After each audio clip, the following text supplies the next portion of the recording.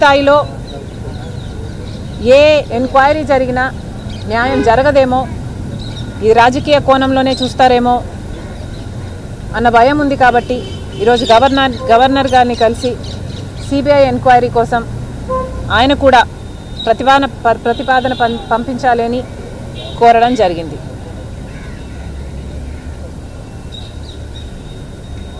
స్పష్టంగా అర్థమవుతున్న విషయం ఏమిటి అంటే, దాదాపు టీటీడీకి సంబంధించిన ఆస్తుల విలువ 3 లక్షల కోట్లకు పైగానే అంటున్నారు. అలాంటప్పుడు వాళ్ళ సంవత్సరపు బడ్జెట్టే 5,000 కోట్లు అయినప్పుడు ఇంత చిన్న విషయంలో, నెయ్యి విషయంలో ఎందుకు కక్కుర్తి పడ్డారో జగన్మోహన్ రెడ్డి గారి ప్రభుత్వం సమాధానం చెప్పాలి. అలాగే చంద్రబాబు గారు కూడా మీకు 23వ తేదీన, జూలై 23వ తేదీనే ఈ రిపోర్ట్ వస్తే మరి అప్పటి నుంచి ఇప్పటి వరకు ఎందుకు బయట పెట్టలేదు? ప్రజలకు చెప్పాల్సిన అవసరం మీకు కనిపించలేదా? దీని మీద ఎంక్వైరీ చేయాల్సిన అవసరం మీకు కనిపించలేదా? చంద్రబాబు గారు కూడా సమాధానం చెప్పాలి. గవర్నర్ గారికి ఇదంతా వివరించడం జరిగింది. ఆయన సానుకూలంగా వినడం జరిగింది. ఆయన పరిధిలో ఆయన దీని మీద రిపోర్ట్ తెప్పించుకుంటాను అని మాట ఇవ్వడం జరిగింది.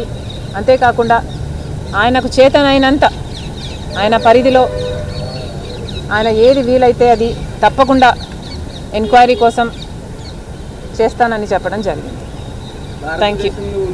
మొత్తం బాలాజీ భక్తులందరి యొక్క సెంటిమెంట్ మీద ఎఫెక్ట్ చూపించడం అంటే దేశం మొత్తం మీద అలాంటి దాని మీద మరి సిబిఐ ఎంక్వైరీకి మీరు అడిగితే అంటే మీరు మీతో పాటు చాలామంది అంటే వైద్య పర్యటన గారు అడిగారు, ఇట్లా చెప్తాను అంటున్నారు. వాళ్ళు కూడా అడుగుతున్నారు ఎలా వాళ్ళు ఎంక్వైరీ అడగాల్సిన అవసరం లేదు అని నేను అనుకుంటున్నాను. ఎందుకంటే అధికారంలో వాళ్ళే ఉన్నారు. ఏ టెండర్లు వాళ్ళ చేతికి వచ్చాయో వాళ్ళకు తెలుసు. ఒక టెండర్ ఏమో నెయ్యి విలువ 1,600 రూపాయలకు వాళ్ళే అప్రూవ్ చేశారు ఆ టెండర్ని. మరి ప్రసాదానికి వాడే నెయ్యిని మీరు ఎందుకు 320కే ఆ టెండర్ని ఎందుకు ఓకే చేశారు? వాళ్ళకు అర్థం కాని విషయం ఏముంది ఇక్కడ? అధికారంలో ఉన్న పార్టీ ఎంక్వైరీ అడుగుతుంది అంటే మీకు అర్థం కాని విషయం ఏమిటో మాకు చెప్పండి. ఇక్కడ మీరే కదా టెండర్లు ఓకే చేసింది, మీరే కదా. టెండర్లు 2 డిఫరెంట్ నెయ్యికే, ప్రోడక్ట్ ఒక్కటే, 2 వేరు అవసరాలకు వాడే దానికోసము వేరు ప్రైజుల్ని మీరెందుకు ఓకే చేశారో మీరు చెప్పండి. మీరు ఎంక్వైరీ అడగడం ఏమిటండి? ఎంక్వైరీ పూర్తి స్థాయిలో అంటే గవర్నర్ గారు మీకు ఏం చెప్తారు? ఎంక్వైరీ ఖచ్చితంగా చేయిస్తానన్నారా? ఏమైనా తప్పకుండా ఎంక్వైరీ జరగాలి అన్న విషయాన్ని ఆయన ఒప్పుకున్నారు. అది కాకుండా ఇది స్టేట్ లెవెల్లో జరిగితే ఇది పొలిటిసైజ్ అయ్యే అవకాశం ఉంది అన్న విషయం కూడా ఆయన అర్థం చేసుకున్నారు. కానీ నా పరిధి ఏమిటో నేను చూసుకుంటానమ్మా అన్న విషయం చెప్పడం జరిగింది. ఎందుకంటే ఇది ఎండోమెంట్కి వస్తుందా లేక ఒక యాక్ట్ కిందికి వస్తుందా, ఆయన పరిధి కిందికి వస్తుందా అన్నది చూసుకుంటానమ్మా అని చెప్పడం మాత్రం జరిగింది. జాతీయ స్థాయి అంశం కాబట్టి జాతీయ స్థాయిలో దీని మీద అంటే సిబిఐతో సరిపోతుందంటారా? ఇంకా ఏమైనా లోతుగా సాంకేతిక విచారణ కూడా ఏమైనా అవుతుంది? ఎఫ్బిఐతో కూడా చేయిద్దామా? ఓకే అమ్మా, thank you.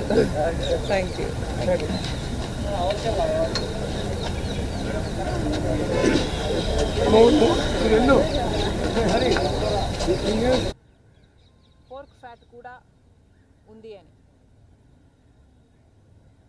NDDB National Dairy Development Board చెప్పిన రిపోర్టు ఇదైతే, ఇంకొక అంశము వీళ్ళు కొనుగోలు చేసిన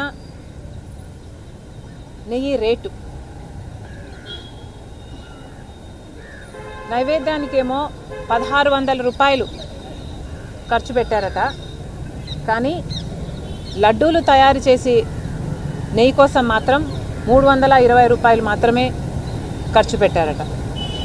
320 రూపాయలు మాత్రమే ఖర్చు అయ్యే నెయ్యికి అలాంటి టెండర్కు వీళ్ళు ఓకే చెప్పడం అంటే పోర్క్ ఫ్యాట్ కూడా ఉంది అని NDDB National Dairy Development Board చెప్పిన రిపోర్టు ఇదైతే